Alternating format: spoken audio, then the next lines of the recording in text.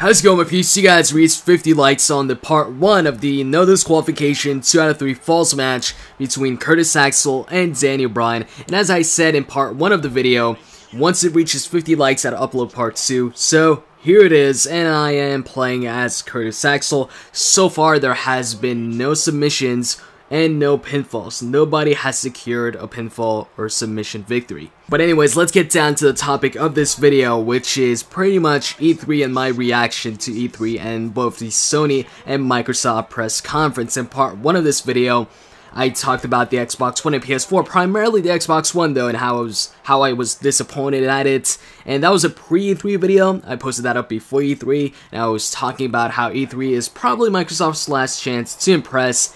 Now that E3 has passed and I have seen both the Sony and Microsoft press conference, I would like to give my thoughts on that, and I'd like to hear your thoughts on both press conference. How did you think Microsoft did or Sony did with the PS4 or, you know, whatever? Give me your thoughts in the comment section below.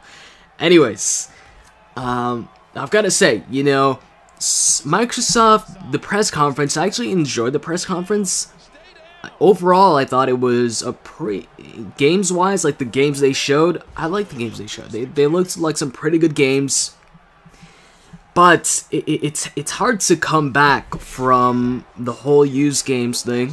You know, the whole, you have to connect every 24 hours or every hour if you're playing on another Xbox. But the main thing was the whole used games thing, and that wasn't addressed at all at the conference. So, you know, it looks like that's gonna stay. And as far as good news goes, like I said, they showed some pretty cool games.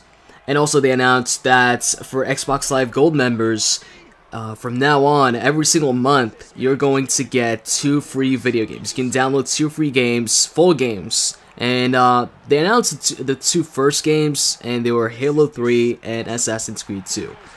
I mean, these are pretty old games. I mean, it's still 2 free games, you know, 2 free full games, but let's face it here, they're not new games, and both those games have had sequels already, and those sequels are out. I mean, you've got Assassin's Creed 3 that's out, and you've got Halo 4 and also Halo Reach, which also came after, you know, Halo 3. And I know some people could say, well, you know, Halo Reach is a prequel to Halo 3 or whatever, to Halo 2, I don't know. Well, yeah, but Halo Reach came out after Halo 3. So it looks like they're going the whole, you know, PSN Plus route where, you know, you get some free games and such. That's pretty cool. And one game they showed that I was really, looked really cool, and it's actually an Xbox One exclusive, and that's Titanfall. I thought that was a cool looking game. It's pretty much an FPS where you can play as a free running, like a pilot, or you could play as a mech, where you go inside the mech and control it.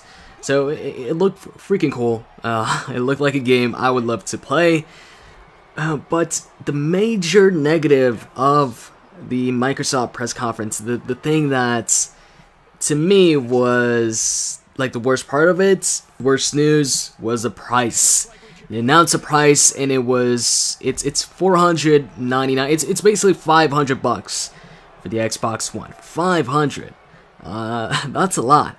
You know, I mean the console was already, you know, freaking surrounded with bad news. So E3 was like a good opportunity for them to be like, hey, you know what? Xbox One isn't all that bad. I mean, you know, we might not accept used games that much or whatever, and you might have to connect online every 24 hours or 1 hour, but, you know, we've got all these cool exclusives, and they showed some cool exclusives. But then came time for the price, freaking $500, and you're like, Microsoft, you done fucked up again, you know, freaking $500, and then, you know, I was waiting for the Sony press conference. I wanted to know what was going to be the price for the PS4, and a lot of people did too. There was a chat room next to the E3 stream, and a lot of people were curious, come on Sony, tell us the price, what's the price, you know, is it going to be this, cheaper than the Xbox, or more expensive? I was expecting the worst. I was like, you know what, the PS4 is like, you know, stronger console in terms of specs, a more powerful console, so I was expecting maybe it's going to be the same price or more expensive. And then they announced well, actually, before I get to the price of the PS4, as far as Sony's press conference, they showed some cool games too, but I have to say I preferred the games shown on the Xbox press conference. But at the same time, a lot of those games shown on the Xbox press conference are also going to be on the PS4, apart from Titanfall, which is unfortunate. But oh, by the way, Fisherman suplex, perfect plex on Daniel Bryan onto the steel chair, and I get the first fall of the matchup. That's what I needed to do to get the first fall. So to that person in the comment section that said to put the perfect plex as Curtis Axel's finisher, it's already there as one of his finishers. Anyways, back to what I was saying. As far as Sony's press conference, I thought Microsoft showed some better games, but at the same time, a lot of those games are also going to be on the PS4, apart from Titanfall, which is really unfortunate, and a few others, of course.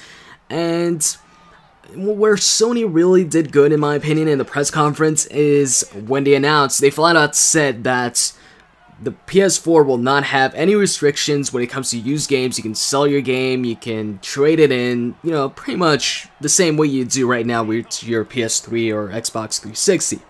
That got a big pop from the crowd or the media, whatever.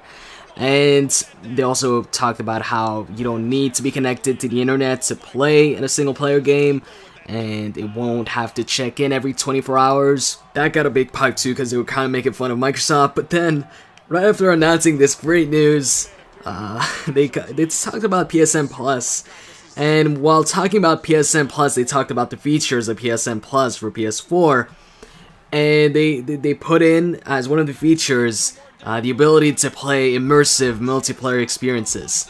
And then they said, and of course, PSN is Plus for, you know, if you want to play single-player games, basically saying or pointing out that PSN Plus now is required for online play. I mean, it's not that bad of an announcement, considering the PSN Plus membership already gives you, you know, a good amount of stuff for your money. Now, it's just going to give you also online play, but of course, you know, if you don't want to play PSN Plus, then you can't play online. Anyways, yeah, the best part about the PS4 press conference was the price when they announced it was going to be $399, so $400, and I was surprised at that. $100 less than the Xbox One, and it's a more powerful system, so pretty much the way I see it is you're paying $100 more on the Xbox One for Kinect because that's included with every single Xbox, and to me that's just not worth it. I'm not interested in Kinect.